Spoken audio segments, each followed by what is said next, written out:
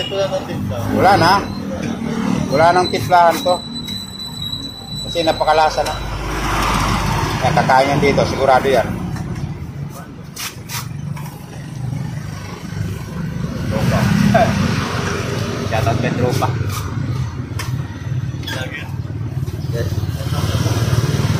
Shoutout. Yung mga katropa kasi pagka yung umaga na hati daw sa anak ko dyan sa school,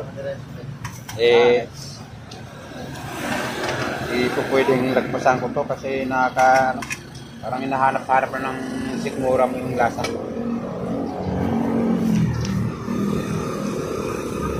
Kasi mo, pagka kumakain ako ulit, hindi na ako ng pintimpla yan. Kung ano yung hinain sa'yo, yun na yung lasa niya talaga, wala nang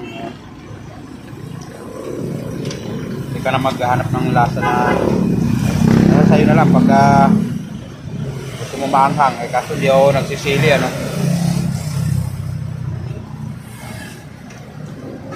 Hindi rin ako nagbabawang.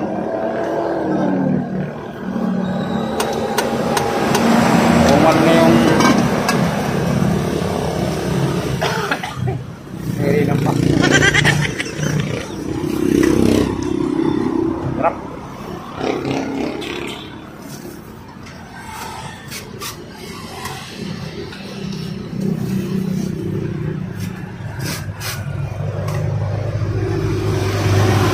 So ngayon mga katrabaho, wala pang gano'n kumakain. Masyado pa maaga. Mamaya-maya yan, talagang ano to dito, punong-puno na.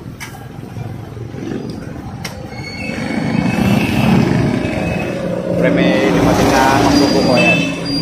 Hindi natin pakain yung mga yan. Yan, kakain nga yan, kakain. Alam na ni Tropa kung kakain yung customer, no? Kasi pagka papunta dito, alam niya ng kakain. Kaya pinaghahain niya na kagad. Napakabait dito eh. Kaya may party pinaghahain niya na kagad. Talaga nga na ito, maalalahanin sa mga kanyang customer. Sarap po. Nagulipangan yung mga taba, oh. Sarap. Kasi sa mga katropa, may mga kanya-kanya secret, pampalasa. Ito yung mahirap hulihin, mahirap, yung mga lasang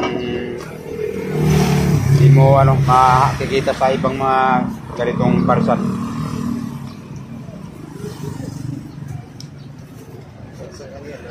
May mga ibang, nito mga tropa, pagka gusto mong baris lang, sorry, ito, tawag nito?